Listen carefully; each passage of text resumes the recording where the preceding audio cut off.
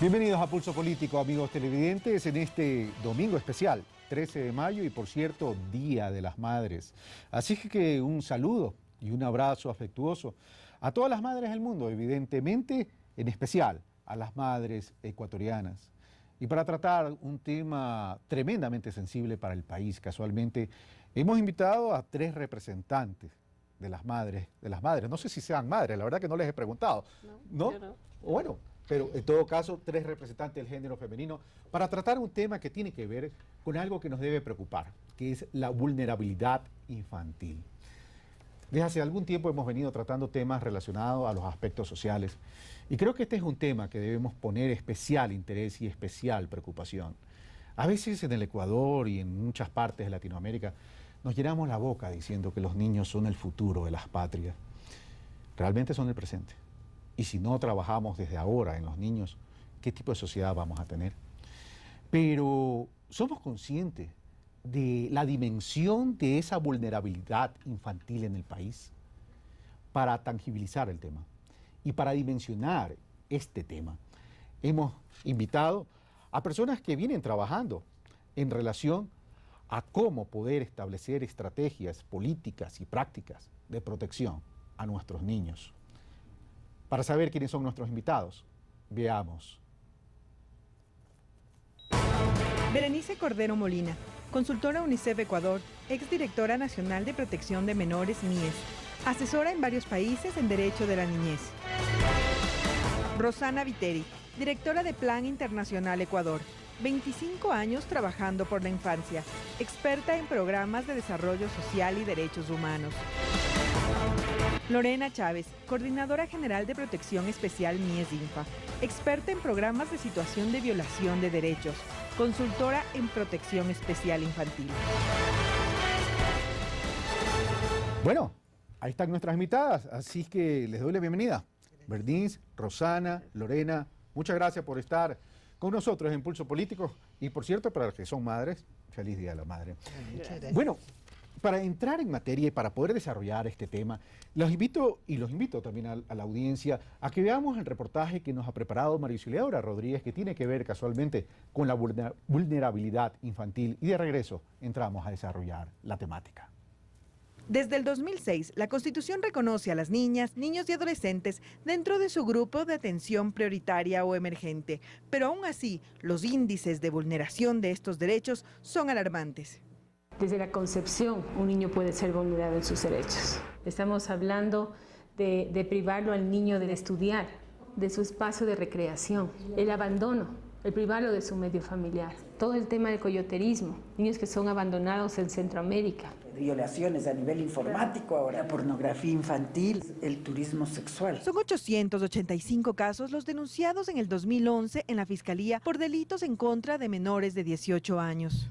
Muchas de las denuncias que se hacen en la Fiscalía son denuncias de lo que está ocurriendo en el sistema educativo. Uno de los problemas centrales de la calidad de la educación es el erradicar el maltrato a los niños, niñas y adolescentes. A pesar de que se desconocen las causas específicas que generan estos altos índices de vulneración de derechos, se han identificado varios factores de riesgo.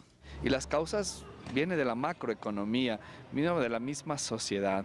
La falta de empleo, la falta de oportunidades hace que los niños sigan estando en las calles, sea por trabajo o sea por hacer su lugar de vivienda, que deserten del sistema escolar y que tengan que jugárselas haciendo malabares, haciendo ventas, subiéndose a los buses, expuesto a todas las clases de peligros, porque van reproduciendo patrones de conducta con los cuales ellos fueron educados.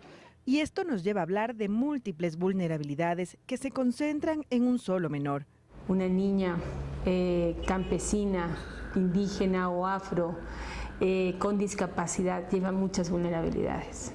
Problema que se suma a la movilidad de los niños del campo a la ciudad, generando procesos de callejización que conllevan a aumentar su situación de riesgo. Están expuestos a toda clase de riesgos, físicos, psicológicos, de todo tipo.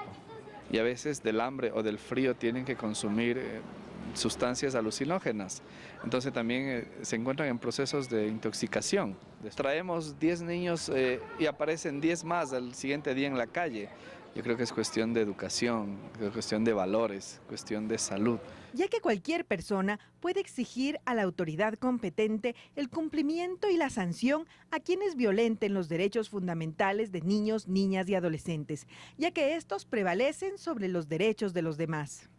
Para Pulso Político, María Auxiliadora Rodríguez. Gracias, Maritza Rodríguez. Bueno, comenzamos. Pero antes de entrar al desarrollar el tema, quisiera darles algunas estadísticas que nuestro departamento de producción nos ha preparado. ¿Sabían ustedes que hay en el país 5.397.139 niños y niñas y adolescentes? Que menores de un año tenemos 259.957, que entre 1 y 4 años 1.202.320, entre 5 y 11 años 2.181.529, entre 12 y 14 años 884.619 y entre 15 y 17 años 868.714. Por género, género masculino 2.739.000, género femenino 2.657.000, en números cerrados los estoy diciendo. Por etnia, indígenas 447.962, afroecuatoriano 241.172, negro, afroecuatoriano 53.031, mulato 110.489, montubio 363.000, mestizo 3.851.000, blanco 313.000 y otros 16.477. Pero las cifras que son alarmantes son las siguientes. Denuncias de delito contra menores de 18 años en el año 2011. 885 denuncias.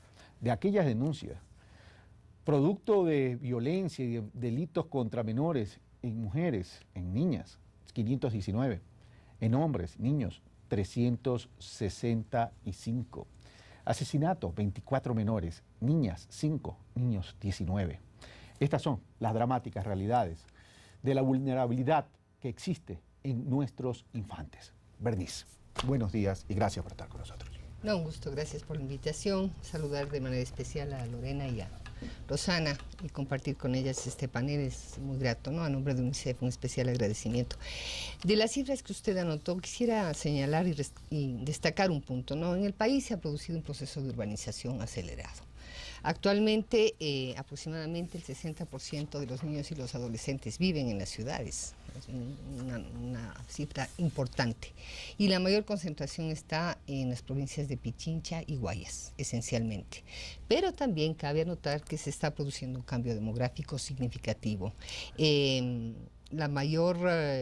una disminución de niños y adolescentes en el país. Es cierto, son cerca de los 5 millones que usted dijo, pero en 1990 era el 45% de la población. Actualmente, en el 2010, es el 37% de la población en relación al total de los 14 millones de ecuatorianos que somos. ¿Esa tendencia significa entonces que las familias ecuatorianas están teniendo menos niños y que poco a poco va a ir envejeciendo? Sí, es cierto. Es decir, está cambiando la pirámide, ¿no? Es decir, se está ensanchando un poquito más, ¿no? Y esto quiere decir que la presencia de adolescentes y jóvenes en el Ecuador y población adulta mayor, como se denomina, va a ir creciendo. Pero esencialmente quiero destacar el fenómeno de la urbanización.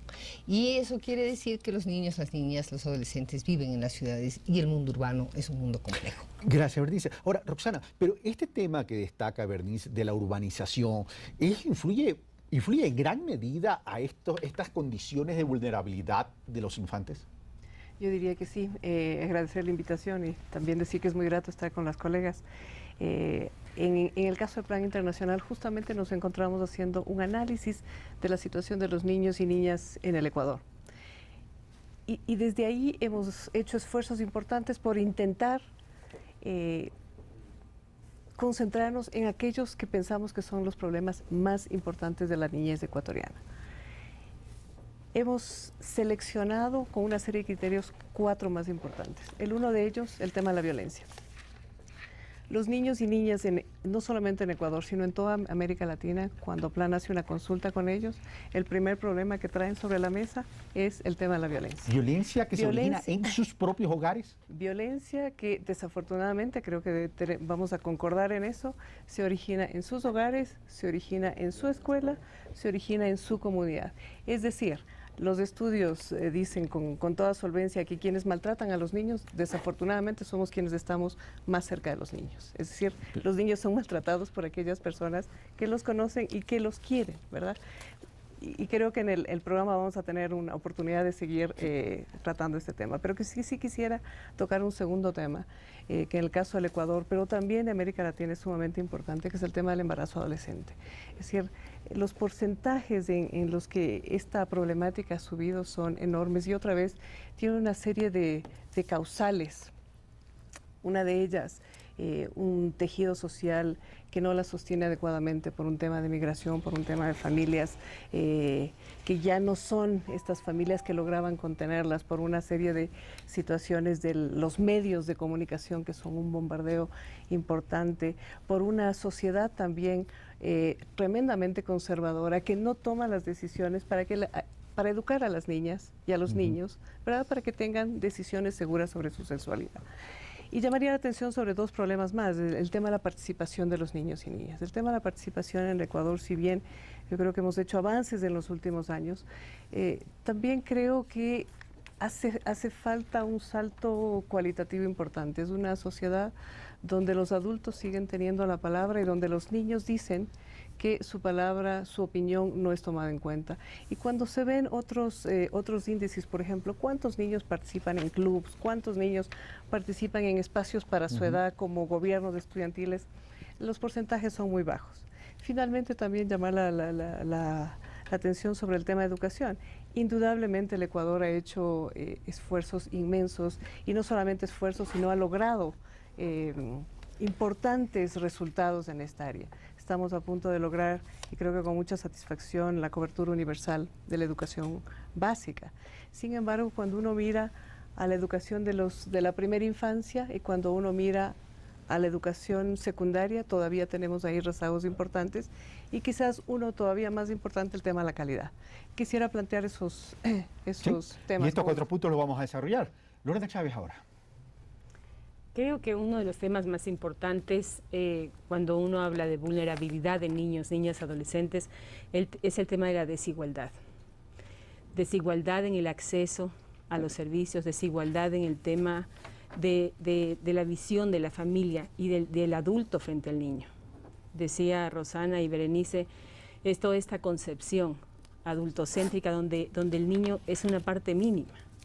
Por eso es que la violencia que estamos recibiendo, que reciben los niños, es justamente de sus familias y sus entornos más cercanos, de su espacio cotidiano, de sus familias, de sus maestros, de sus mismos vecinos. Estamos enfrentados a desigualdades en el acceso, por ejemplo, en educación, en salud, en nutrición. Y es un trabajo que lo tratamos de superar. Es una propuesta y una apuesta del gobierno ecuatoriano, justamente eso, comenzar a cerrar esas brechas de desigualdad. Ahora, pero esas brechas de desigualdad hay que corregirlas, es verdad. Sí. Pero hay cosas que a mí me han llamado la atención de lo que ustedes tres han dicho. Y, por ejemplo, en el caso de Berenice, la urbanización, los niños están viviendo en zonas urbanas principalmente, y esto ha afectado o ha influenciado en el tema de la violencia o en el incremento de las condiciones de vulnerabilidad de los infantes. Pero lo que me llama la atención, Berenice, es que cuando Roxana dice, como primer punto, violencia, menciona hogares, escuela, comunidad. Es decir, ¿dónde van a estar libres de violencia los niños? Si estamos hablando hogar, padre y madre, estamos hablando escuela, maestros, y estamos hablando de la comunidad, tu entorno próximo. Sí. Es correcto. O sea, por un lado quiero recalcar, ¿no? Los niños y adolescentes en este país son titulares de derechos humanos, ¿no? Y otros específicos de su edad. O sea, yo creo que eso es una condición de titularidad que hay que resaltar. Esto es un esfuerzo que ha hecho el país desde el año 1998 en la Constitución ecuatoriana, pionera en ese sentido. Por primera vez se reconoció a nivel de la región la ciudadanía independientemente de la edad. Eso es un avance significativo. El 2003, un nuevo Código de la Niñez vigente hasta ahora. El 2008 la Constitución mejora el catálogo de derechos de los niños y adolescentes en el país. Yo creo que, como dice Lorena con mucho criterio, un problema es la equidad, es decir, el acceso de los niños a, por ejemplo, entornos protectores, por ejemplo. En entornos protectores, claro. O a la escuela, al colegio, al centro de salud. Pero otro concepto sustantivo es el tema de la igualdad. Es decir, la igualdad tiene que ver con los derechos. Es decir, que todos seamos iguales respecto a los derechos, obviamente respetando mi condición, mi particularidad. Respecto al tema de la violencia, esto es un asunto que está como todavía oculto para la sociedad ecuatoriana. Yo creo que estos temas de educación, en donde verá, 3 de cada 10 adolescentes no llegan al colegio, no. Y todavía quedan cerca de 140.000 chicos menores de 12 años que no han terminado la educación primaria, es decir, esas brechas están todavía ahí. Pero el tema de la violencia dentro de la familia, justamente un último estudio del Estado de los Derechos de la Niñez en el Ecuador, a los 20 años de la convención, señala que el 78% de los niños, es decir, casi 8 de cada 10, sufren algún tipo de maltrato dentro del hogar.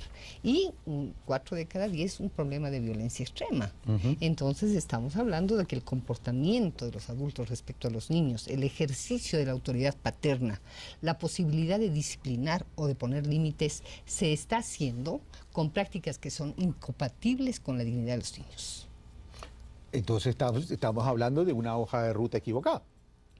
Ahora, pero Roxana, cuando tú mencionas el tema de la participación de niños y niñas y de los derechos de los niños y la Constitución que dice Verdiz lo recoge, etcétera, etcétera, pero la voz de los niños no está siendo escuchada y muchos pueden creer que los niños no están en condiciones de verbalizar la dimensión de sus derechos y sus propios derechos. ¿Cómo entonces, si no están siendo escuchados y no hay los foros adecuados para ser escuchados, cómo se les puede garantizar accesos a entornos protectores? Bueno, yo creo que en el Ecuador firma la Convención de los Derechos del Niño en el año 98, ¿verdad? Y a partir de eso hay un cambio de paradigma. Yo creo que en estos 20 años hemos sentido, no solamente en el Ecuador, sino que en el mundo, que la Convención de los Derechos de los Niños nos cambió a las sociedades y nos cambió para bien. ¿Nos cambió en qué sentido? Nos cambió en el sentido de que ese niño que antes lo entendíamos como un objeto de protección, en el mejor sentido, para protegerlo de todas aquellas vulnerabilidades que podría sufrir durante su desarrollo, es un sujeto de derechos. Y este sujeto de derechos está delante nuestro a la misma altura para interpelarnos. El tema es, ¿lo entendemos? Justamente a eso quiero llegar. Yo creo que ahí es donde todavía nos queda un paso para entender.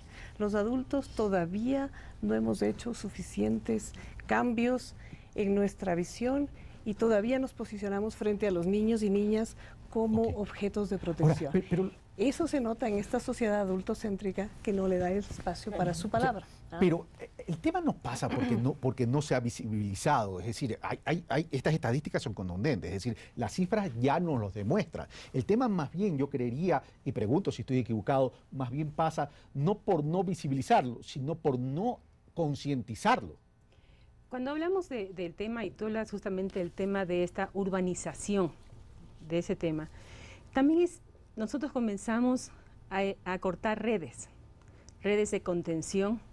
Teníamos antes familias ampliadas grandes que contenían a estos niños, comunidades, barrios que nos conocíamos por años. Todo este crecimiento urbanístico hizo que se vayan cortando muchas de esas formas de contención de los niños. Cuando nosotros trabajamos con los niños y las familias, les preguntamos siempre, ¿conocen los derechos? Y la gran mayoría, por decir el 90%, conocen los derechos de los niños. ¿Cuántos de estos son respetados? ¿Cuántos de estos realmente han llegado a la conciencia y al cambio de vida de los niños? Es mínimo. Porque una cosa es que yo pueda conocer, otra es que en la práctica cotidiana de mi vida aplique esos derechos, con mis hijos, con los niños con los que yo estoy trabajando. Es totalmente distinto. Yo puedo conocer, pero no ejercerlos. Pero significa también que no solo ha cambiado la conformación de la familia, sino los conceptos de familia. Hoy ya no es la familia tradicional, padre-madre. Ahora estamos hablando de otro tipo de familia. Hay tipologías de familia. Y a lo mejor más importante eso es la funcionalidad que hay dentro de los hogares. Tú tienes un tema de la migración tan grande. Estamos hablando, una abuela con sus nietos, a cargo de ellos, es una familia. Un hermano mayor con sus hermanos, es una familia. Un tío con sus sobrinos, es una familia. o sea, padre con sus hijos es una familia, o una madre sola con sus hijos es una familia. El tema es que tenemos todavía esas concepciones en muchos de los espacios, por ejemplo, en la misma escuela. Muchos de los maestros, pongo el ejemplo del Día de la Madre que estamos celebrando hoy día. ¿Cuántos en todas las escuelas se celebra el Día de la Madre?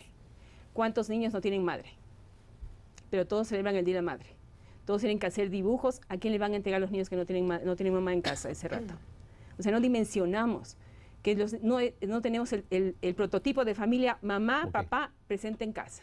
Bueno, gracias, Lorena. Nosotros vamos a tratar como próximo tema lo que tiene que ver con el trabajo infantil. Trabajo infantil. Era para ver si estabas atento, Gustavo. Trabajo infantil.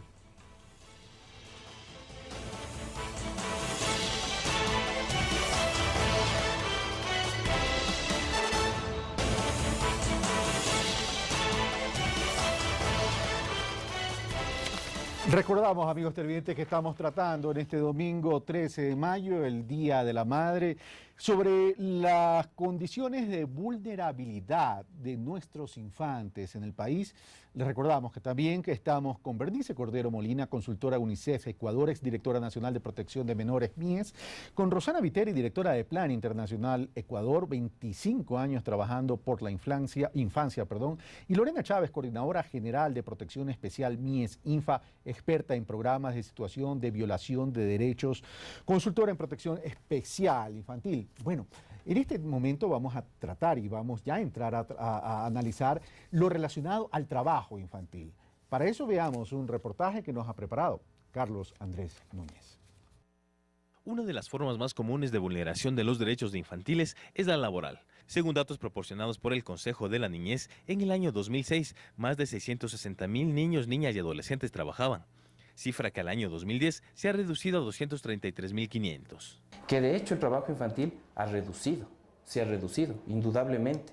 Uno de los logros importantes, por ejemplo, fue el haber retirado en el 2011 a más de 2,000 menores de edad que trabajaban en botaderos de basura. Pero pese a estos avances, aún queda mucho por hacer. Porque, por ejemplo, también puedo encontrarme que un adolescente sea cabeza de familia, ¿no es cierto?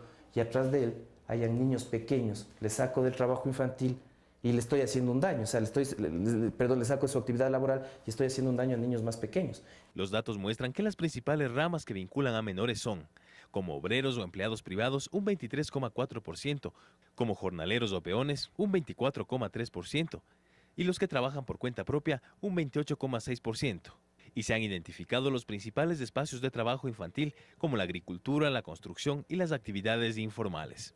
Puede ser en varias empresas se reclutan a niños, se reclutan a adolescentes, ¿no es cierto?, en donde se les puede, a veces se les tienen en situaciones que no son óptimas como para el trabajo, por ejemplo, carga pesada. Problema que según el Consejo de la Niñez y Adolescencia se origina principalmente en la pobreza, pero también en factores como la demanda de mano de obra infantil, los valores o las costumbres indígenas o campesinas, la sociedad autoritaria en la que vivimos y también porque se desconoce a los menores como sujetos de derecho. En tanto, el Código de la Niñez en su artículo 94 contempla las sanciones a quienes incurran en violentar los derechos infantiles relacionados con el trabajo. El Ministerio de Relaciones Laborales, por su parte, recepta estas denuncias. Sin embargo, en muchos casos, se trata también de un problema que tiene que ver con la supervivencia de la familia. Carlos Andrés Núñez, Pulso Político. Gracias, Carlos Andrés Núñez. Bueno, solo una cosa, Carlos Andrés Núñez, yo no sé si esto se origina realmente por la pobreza, porque yo creo que este tema de la vulnerabilidad infantil es transversal, está en todos los estratos del país y de Latinoamérica y del mundo. O sea, a veces se asocia mucho a la pobreza con violencia o con delincuencia, y no es así. En eso sí tenemos que ser más, sincerar la realidad de la sociedad. Voy con Bernice. Bernice, en este tema del trabajo infantil me llamó la atención algo, que los responsables de integrar a la fuerza laboral a los infantes son los propios padres. De acuerdo a un informe de la Oficina Internacional de Trabajo, OIT, este informe revela que el 43% de los jefes o encargados de este grupo poblacional cree que sin su aporte económico el nivel de vida del hogar se deteriora, mientras que apenas un 5% asegura que el hogar no podría sobrevivir. Bueno, sí, mire, efectivamente es importante primero anotar que uno de los grandes logros que creo que se han dado en la agenda social del país es la reducción del trabajo infantil en el Ecuador. Es decir, en el año 2003 del 13%, 500.000 adolescentes estaban trabajando, son datos del INEC. Ahorita, al año 2010, el 7% son 260.000 chicos, porque la escuela se amplió, porque hubo más oportunidades de acceso al colegio, quizás todos los temas de la transferencia monetaria, etcétera, son condiciones que han permitido mayores condiciones de equidad. Ahora, de acuerdo a un estudio que recientemente realizamos en el año 2009, efectivamente los chicos aportaban aproximadamente con unos $130 mensuales, que representa el 25% del costo de la canasta básica. Es cierto, es bastante. También es cierto que el trabajo infantil no ha crecido al mismo tiempo que ha crecido el Producto Interno Bruto. Es decir, eso es otro dato interesante. El Producto Interno Bruto crece en el país y desciende el trabajo infantil. Otro dato interesante. Lo cual es importante. Claro. Es decir, por ejemplo, solo una cifra, para señalar, 2006 estábamos con un PIB de 4.75, 16% de niños trabajando. En el 2010, PIB de 3.52, 7.14 niños trabajando. Entonces, esto quiere decir que sí tenemos un problema. Mire, el trabajo infantil es eminentemente agrícola. Es lo que se señaló hace un momento. En el reportaje. En el reportaje, 58% de los niños trabajan en agricultura. Esto significa que los niños que están trabajando lo están haciendo esencialmente en el campo. El mismo señor presidente de la República, sus señores ministros, han señalado que hay una agenda agraria fundamental que este país ha postergado y que requiere retomarse con urgencia. Seguramente muchos de los resultados de esas agendas que se señalan ahora como prioritarias van a tener que incorporar la temática del trabajo infantil en el sector agrícola. Las pequeñas unidades productivas agrícolas son de sobrevivencia y prácticamente todos trabajan. Es decir, nos hemos olvidado de los niños rurales. Nos enfocamos tan solo en las zonas urbanas pensando que son los únicos niños del país. Yo creo que todavía tenemos en relación a los niños una agenda esencialmente urbana. Hay que pensar qué está pasando con los niños en el campo. Respecto al embarazo adolescente, ¿no? Decíamos hace un rato, 3 de cada 10 son adolescentes, pero igual, en el campo o la ciudad. Es decir, ahí no se diferencia, ¿no? El embarazo adolescente es interesante. Esto significa que las mujeres en el país desde muy jovencitas hacemos familia en el campo, en la ciudad, a través de embarazarnos muy prontamente. Entonces, por ejemplo, esa práctica cultural.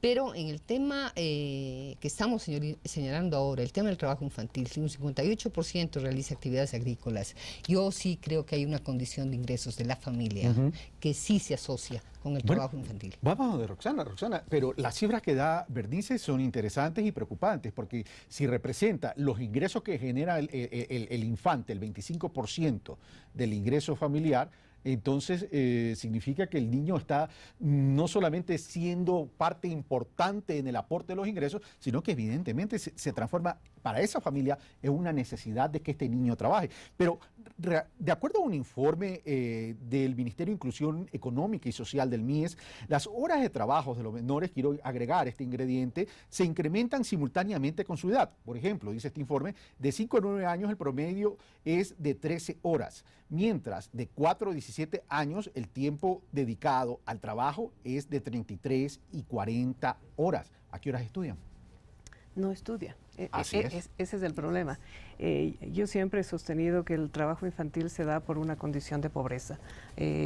Pueden haber situaciones que no es tan así, pero son excepcionales. Y el dato que ha dado Berenice lo muestra así, es decir, una familia en condición de pobreza no puede permitirse perder un 25% de su ingreso. Y este dato yo me atrevería a decir además que ha subido. En el año 99, el aporte era calculado en un 20%, es decir, ha subido 5 puntos con respecto al ingreso de la familia, es decir, una cuarta parte de lo que recibe de los ingresos de una familia los trae un niño. Se muestra que la mayor cantidad de niños trabajando están en Manabí, están en Guayas y están en Pichincha. Sin embargo... En las zonas rurales de esas provincias. Rurales y urbanas. Sin embargo, en Cañar, en Imbabura, está la mayor concentración de niños que trabaja y que no estudia, ¿verdad? Además, tenemos que pensar en y ponernos en los zapatos de estos niños. Es decir, ninguno de los que estamos aquí, creo, nos ha tocado estudiar y trabajar, quizás en la universidad, pero cuando ya éramos adultos, ¿verdad? Una carga de trabajo, de ese número de horas para los niños, más el estudio, lógicamente va a traer otras consecuencias. Por ejemplo, en la escuela no van a rendir y no van a aprender. Si es que logran rendir y logran pasar los años, no van a aprender todo lo que necesitan. Y eso lleva a un círculo vicioso. Esos niños están nuevamente en una condición terriblemente vulnerable y van a llevar este círculo de la pobreza a una siguiente generación. Pero hay algo que me llama la atención del análisis que tanto ha hecho Bernice como Roxana, Lorena Chávez, pero permítanme agregar otro dato más. La edad mínima de admisión de empleo en el país es de 15 años. La disposición implica una actividad que no ocupe más de 6 horas. Pero la edad promedio de que los niños y adolescentes inician a trabajar, según la OIT, es de 9 años en la Amazonía, 10 años en la sierra y 11 años en la costa. Preciso la pregunta, Lorena Chávez. De acuerdo a los datos que nos ha entregado Bernice, ratificados por Roxana, que incluso dice que se ha incrementado, porque antes era el 20% del aporte del ingreso, ahora es el 25%. ¿Qué efecto entonces ha tenido el bono de la solidaridad en los sectores más pobres de la población? Bueno, aquí hay un tema específico y es que hemos trabajado frente a eso. Estamos trabajando justamente condicionalidades al bono. Una de las condicionalidades que estamos poniendo en el bono de desarrollo humano es la matrícula y la asistencia de ese niño al sistema educativo. Es decir, ya no está tan abierto. No, está condicionado. Por eso es que una madre aleatoriamente recibe en el pago del bono que para el próximo pago presente la matrícula, la libreta y la libreta de asistencia, porque uno puede matricularse pero no asistir. El niño no va. Es presentar estos datos para poder seguir recibiendo el bono. Si la madre no presenta esto, es suspendido por un tiempo el bono, presenta y vuelve a recibirlo. Es una condicionalidad. O sea, a veces no sabemos que esto también, este apoyo económico es condicional. Hablamos de muchos programas que estamos desarrollando frente al tema, justamente lo que dicen Berenice y Rosana. Cuando hablamos del tema de trabajo infantil, tenemos un retraso escolar gravísimo de los niños, porque yo puede ser que hago toda una campaña para que los niños sean insertados en el sector educativo, pero con un retraso de 3 años. Un niño de 9 años no tiene los mismos intereses que un niño de 5 años, con el que tendría que entrar. Por lo tanto, hemos desarrollado toda una propuesta de educación acelerada. Y aparte de horario extendido para todos los niños de la comunidad, porque claro, salen del proceso educativo y van a trabajar en el sector agrícola en sus familias. Por lo tanto, hacemos una propuesta de horario extendido para poder fortalecer a este niño en el sistema educativo. Ahora, conceptualmente eso estaría bien. El tema es ya implementado a la práctica. ¿Es factible hacerlo para cubrir todo este gran universo de población infantil? Mire, o sea, yo creo que hay que destacar un hecho importantísimo, ¿no? Mire, en el año 2000 el país tenía una inversión social de 465 millones de dólares. La inversión social al año 2012 ahora es de 7.261 millones de dólares. Es abismal la diferencia, sí. Es abismal la diferencia. Entonces yo creo que... Pero a veces pasa, Bernice, perdón que le interrumpa, no pasa tanto por los montos de inversión, sino cómo estamos invirtiendo esos recursos en términos de lograr impactos positivos y cambios fundamentales en la estructura. No, sin duda estamos de acuerdo que hay un tema ahí de calidad, de política económica, y política social. Ahora, y es un proceso, también tenemos que reconocer. Es un proceso, ¿no es cierto? O sea, toda esta normativa que hemos destacado se tiene que transformar, porque es programática la normativa, tiene que transformarse en proyectos, en planes, en políticas, en presupuestos, en transformaciones culturales, etcétera, ¿no? Pero lo que sí quiero destacar es que por primera vez el presupuesto público del año 2012 asigna 34 millones de dólares para todo el área relativa a lo que usted está denominando como estas vulnerabilidades, que en el lenguaje técnico que utilizamos es la protección especial. Es decir, para abordar todos estos temas, abuso sexual, explotación sexual, trabajo infantil, etcétera. Ahora, como ha dicho Lorena, aquí hay un tema central. Esta disminución en el trabajo infantil puede deberse, como decíamos, a los temas relativos al mejoramiento del crédito, los ingresos familiares, al empleo de los adultos, etcétera. Pero aquí hay un tema sustantivo, el tema de la escuela, el tema del acceso a la escuela. Que es recurrente. Que estamos diciendo que hay 300.000 adolescentes que de entre 12 y 17 años no llegan al colegio, no llegan a la escuela, y la sobriedad y el retraso educativo. El país va a tener que flexibilizar las modalidades educativas. Ahora mismo el municipio de Quito gratuito, en un programa demostrativo interesantísimo que los desarrolló a partir de las experiencias del INFA, a través del cual cerca de 2.500 chicos entre 16 y jóvenes hasta 21 o 22 años llegan a concluir el ciclo básico en un año. Eso es la modalidad básica acelerada. Entonces significa que para muchos de estos adolescentes, porque entre 15 a 17 años el 18% de ellos está trabajando, entonces esto significa que 2 de cada 10 en el grupo de edad de 15 a 17 trabajan en este país. Eso significa entonces que el país tiene que encontrar fórmulas de inserción educativa flexibles que le permitan entonces a esos chicos promover, ¿no es cierto?, su capacidad de aprendizaje, su capacidad de inserción social y laboral. De otra manera están condenados. Si es que pensamos llevarle al aula clásica y tradicional a un muchacho de 16 años para que va a desertar. Incrementando los indicadores de deserción. Pero volvamos entonces a otros ingredientes, Roxana. Dice, el mismo informe de la OIT, dice... o señala, el 65% de los niños y adolescentes en el país trabajan en jornadas matutinas y vespertinas. El 16% lo hace solo en la tarde, el 10% solo en la mañana y el 8% en la noche y la madrugada. En tanto, el 50% de los niños y adolescentes que trabajan no logran terminar la primaria de acuerdo a las cifras del MIES, Ministerio de Inclusión Económica y Social, y el otro 50% restante registra entre 2 y 3 grados de retraso escolar, que ratifica lo indicado por Lorena Chávez. Roxana. No, efectivamente, los datos del último censo dicen que el 24% de los niños, niñas y adolescentes de entre 15 y 17 años tienen un rezago escolar.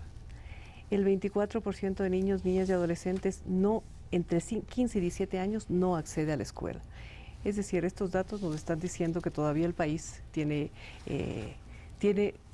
retos por delante que hay que afrontarlos. Yo estoy plenamente de acuerdo con Berenice, es decir, si continuamos con la oferta actual o pensamos que estos niños que tienen rezago escolar o que están fuera del sistema escolar van a poder insertarse con la oferta actual, eso no va a ocurrir. Tenemos que pensar en modalidades creativas, tenemos que aceleradamente estas experiencias llevarlas a escala, es decir, a todo el país.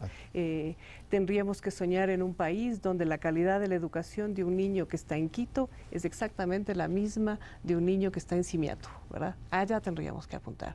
Y para eso creo que existe toda la voluntad política y creo que podemos aspirar a mayor voluntad política porque las cifras que ha dado Berenice de inversión yo creo que son estupendas, es decir, son nunca vistas ni en el país y quizás en toda Latinoamérica, pero creo que con los ingresos que hemos tenido del petróleo quizás podríamos aspirar a mucho más, ¿verdad? Bueno, preguntémosle a la representante del Ejecutivo, a Lorena Chávez, pero a ver, estamos de acuerdo que la estrategia utilizada hasta hace poco no ha dado resultado, por tanto tenemos que ser creativos, innovar, etcétera, etcétera.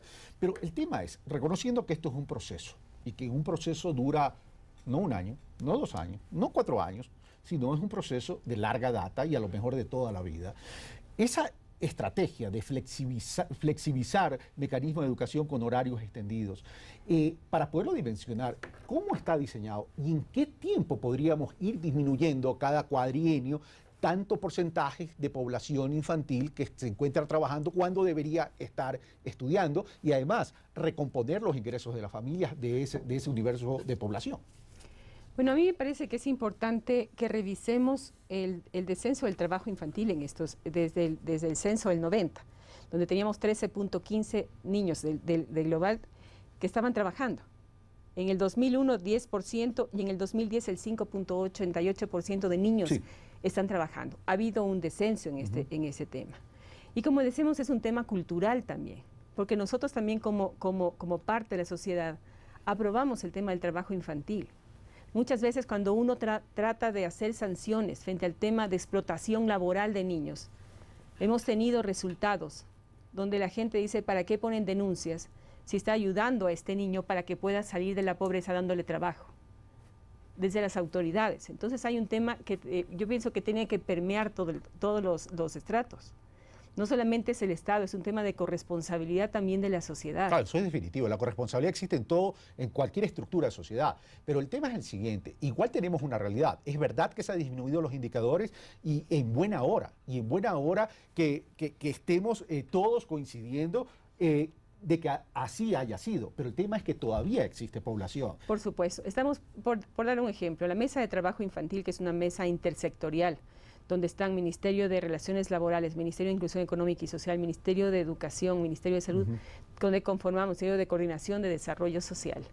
Estamos trabajando justamente por temas como fue el tema de erradicación del trabajo infantil en basurales, que fue una estrategia del Estado y de la sociedad civil, donde estaban empresas que apoyaron todo este proceso, ONGs que apoyaron el proceso y el Estado que financió y declaró política pública en el 2007.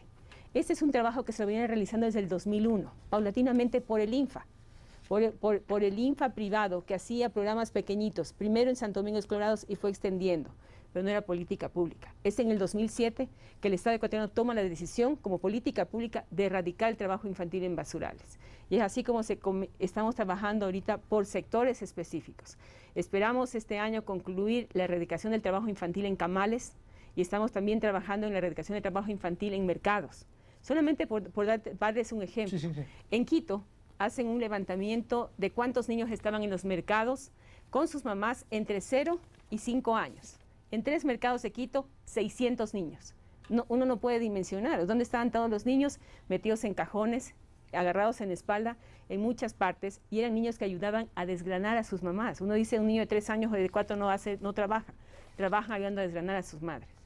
El tema es que tenemos todo un proceso de trabajar con ellos para prevenir, en este caso, el ingreso al trabajo infantil. Y en la población de 6 a 18 años que estamos trabajando justamente, por ejemplo, con el municipio, es revisar estrategias, nuevas estrategias, porque hemos venido también a evaluar qué es lo que hemos hecho hasta ahora. Muchas veces hemos repetido programas que se han venido repitiendo por años, por décadas. Pero no hemos evaluado el impacto que ha tenido. Y ese es un momento que como Estado estamos diciendo la calidad.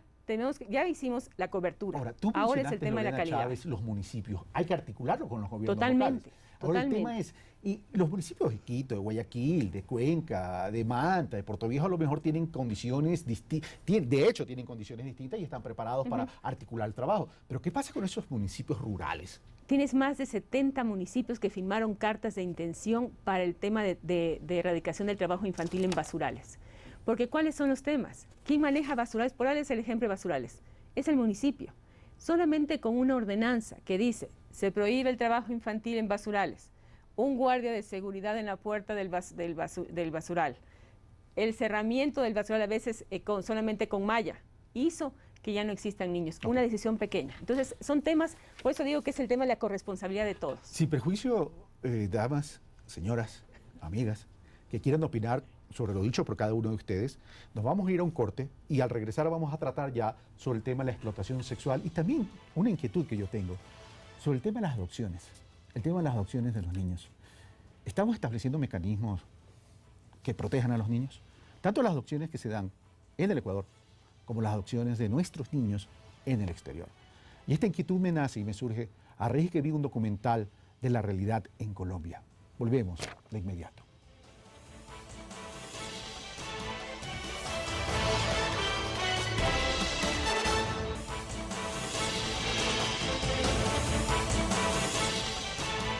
Estamos de vuelta, amigos televidentes, ya en el último bloque de este Pulso Político. Les recordamos que estamos tratando las condiciones de vulnerabilidad infantil en el Ecuador. Estamos con Bernice, yo le decía Bernice, todo el programa es Bernice Cordero Molina, consultora de la UNICEF, Roxana Viteri, directora de Plan Internacional, Lorena Chávez, coordinadora general de Protección Especial, MIES, INFA. Bueno, en este último bloque, que tenemos apenas 10 minutos, vamos a tratar sobre la explotación sexual. Si se nos queda el tema de las adopciones, nos comprometemos, y las comprometo, a hacer un segundo programa en algún momento de la agenda para tratar este tema que lo consideramos tremendamente importante. Veamos el reportaje entonces sobre explotación sexual. ¿Esto para ingresar a uno de estos lugares? Entregar mis papeles. ¿Tus papeles? ¿No te piden que sea cédula? ¿Qué te piden? Cédula, récord policial, carnet, todo al día. Y no importaba que eras menor de edad. ¿Cómo van a saber ellos si son falsos o son verdaderos? Necesito trabajar y tengo que salir adelante como ¿Tú cuántos años tienes? 17 y medio. 17 y medio. Saco papeles falsos para poder trabajar. son los testimonios de adolescentes víctimas de explotación sexual en nuestro país.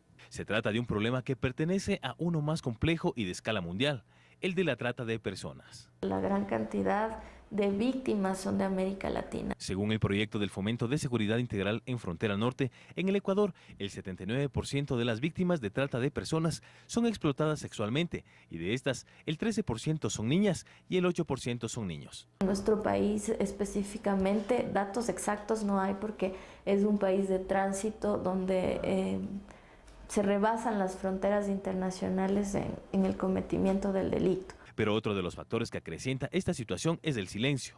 Según datos de la Fiscalía General del Estado sobre trata y explotación a menores en el 2011, apenas se registraron 18 denuncias, de las cuales 14 eran niñas y 4 niños. En nuestro país, en varias ocasiones, las autoridades han descubierto y desarticulado redes de corrupción de menores en burdeles o casas clandestinas, así como de pornografía infantil y otros delitos similares. En muchos casos se trata precisamente de redes internacionales que operaban en territorio ecuatoriano. Hay amenazas, hay intimidación de gente que generalmente que conoce a dónde llegar a lo emocional, a las amenazas contra la familia, contra los hijos, la intimidación de muerte para ellas mismas. Pero frente a ello, existen esfuerzos importantes para hacer frente a esta situación. Desde el Consejo de la Niñez y Adolescencia se ejecuta, por ejemplo, un programa de educación a menores de acuerdo a su edad. Estamos en una campaña con el Ministerio de Turismo para la erradicación de delitos sexuales en la explotación sexual comercial ya asociada a viajes y turismo, en donde la mayoría de víctimas son niñas. Así también existe un marco jurídico de la niñez y adolescencia que fue reformado en el 2005, pero que según algunos especialistas apenas es un primer paso. El Estado actualmente tiene una tendencia de unilateralizar los problemas y cree que porque el código existe va a ubicarse dentro de una alternativa eficaz, y no es así. Pues tiene que ver justamente con lograr articular este amplio problema en todas sus dimensiones, dice. Evidentemente que en un momento dado, en cualquier esfera en la que nos encontremos, habrá niños que tengan que absorber la crisis social. No son asuntos aislados. Lo que sí queda claro frente a esta realidad preocupante es que urge tomar acciones concretas, pues el problema es jurídicamente complejo y resulta difícil de comprobar por su dinámica global. Carlos Andrés Núñez, Pulso Político. Gracias, Carlos Andrés Núñez. Para romper la monotonía me voy donde Roxana y un poco para cambiar el orden, para ponerle más dinamismo al programa. Roxana, Rodrigo Bocelli dice, no es a veces en el país tratamos de unilateralizar el problema, no es cuestión de marco jurídico, sino de articulación, pero la realidad es que los niños, hay una explotación sexual y hay una explotación, también hay abuso sexual, hay pornografía infantil, etcétera, etcétera. Uno de los casos más famosos en el país fue este tema en Galápagos ya hace muchos años. Caso Burdett Sedén. Correcto, y que fue en Galápagos, ¿verdad? Sí. Estoy en lo correcto. Pornografía infantil. Pornografía infantil. El tema es que la realidad existe. El tema es que son niños que están siendo explotados o niños que están siendo abusados. El tema es, son niños que no tienen familia, son niños que están abandonados, son niños que los han cogido, los han secuestrado y que están traficando con ellos. Yo quisiera abrir el tema, volviendo al tema del abuso sexual, para dar algunas cifras sobre la magnitud. Y creo que eso nos va a permitir también hablar mejor del tema de la explotación. En un estudio del MIES-INFA y el DNI del 2009, se dice que el 53.1% de niños, niñas y adolescentes mujeres sufrieron abuso sexual. 53.1%. Y el 46.9% de niños varones y adolescentes. Es decir, tampoco hay una diferencia tan grande entre niñas y niñas, lo cual es bastante curioso. Estas cifras muestran la magnitud de un problema que es tremendamente grave y que para mí pasa por una tolerancia social a un problema gravísimo. Es decir, el momento en que tenemos sospechas de que este tipo de situaciones pasan en nuestro entorno, en nuestro trabajo, en nuestro vecindario, en nuestra familia, como son situaciones tan delicadas, preferimos generalmente ignorarlas. En plan internacional tenemos una política de protección a los niños que nos obliga a reportar este tipo de casos. Llevamos campañas mundiales para levantar la conciencia sobre, lo primero, creerle a un niño, lo segundo, escucharle, tercero, no menos importante, actuar, denunciar, llevar a las autoridades. Creo que el país en este sentido ha hecho también importantes progresos. Yo creo que habría que hablar en este espacio del sistema de protección integral y de los esfuerzos que se han hecho en todos los niveles, desde las defensorías comunitarias, desde la conformación de estas defensorías en el nivel comunitario para abordar todos estos temas. Y creo que es el momento de fortalecerlos. Los cambios en ese sistema pueden estar muy bienvenidos, pero creo que no hay que perder el terreno ganado frente a una magnitud de una problemática que sigue siendo importantísima. Así es. Bernice. Bueno, no, yo quería decir algunos puntos, ¿no? Uno, es decir, la violencia no es solamente un tema corporal, ¿no? Es también social, es una violencia en el espacio público, etcétera. Psicológico es una psicológica, etcétera. tremenda. Es decir, el tema de la violencia creo que es un tema sustantivo en este país y particularmente referida a los adolescentes. En realidad, lo que dice Rosana, ¿no? 3 de cada 10 niños y adolescentes en este país algún día fue víctima de abuso sexual. Esa es la historia. 3 de cada 10. Los datos que señala Rosana lo que hacen es descomponer entre hombres y mujeres, que también es muy importante, ¿no? Yo creo que aquí hay 3 factores sustantivos. Uno, el miedo, el silencio. Es decir, hay zonas geográficas en este país donde por ciertas condiciones de crimen organizado, etcétera, un conjunto de elementos, corrupción, etcétera, se establece el miedo y el silencio absoluto. Otras zonas también en este país geográficamente donde es natural que los niños y las niñas sean tratados como objetos sexuales. Es decir, es una forma cultural. Y el otro elemento creo que es el tema de la impunidad, ¿no? Entonces, cuando el abusador sexual, el explotador, al sistemáticamente agredir a la víctima de esa manera, no encuentra una respuesta legal que sea lo suficientemente dura en relación a la acción que realiza, simplemente la conducta se repite.